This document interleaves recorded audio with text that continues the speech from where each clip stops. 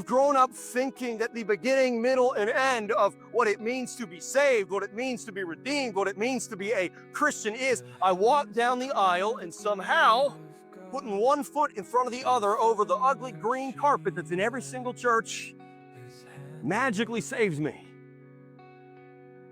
And then I sit down with a pastor and he says some words. He says, all right, you repeat this prayer after me. And he says the first line and I repeat it, and says the second line and I repeat it, and says the third line and I repeat it, and on and on and on. And somehow that magically saves me. It's almost like a spell that you cast. It's almost like a talisman that you read off. It's almost like an incantation that you get out of a voodoo book. And if you say the words right and you walk the aisle right, then you are saved. And then you get to go to heaven instead of hell, the end. I cannot tell you the number of people that I have met where I said, hey, I want to tell you about Jesus. And they say, oh yeah, no, you don't need to worry about that. I already got that taken care of. And I said, what do you mean by that? And I said, oh, back when I was 6, I walked down this little aisle and I said the words that the pastor said.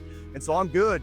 It's sealed. And I was like, well, that's awesome. I'm so glad that you have put your faith in Jesus. And they said, what does that mean? I said, what you just told, what?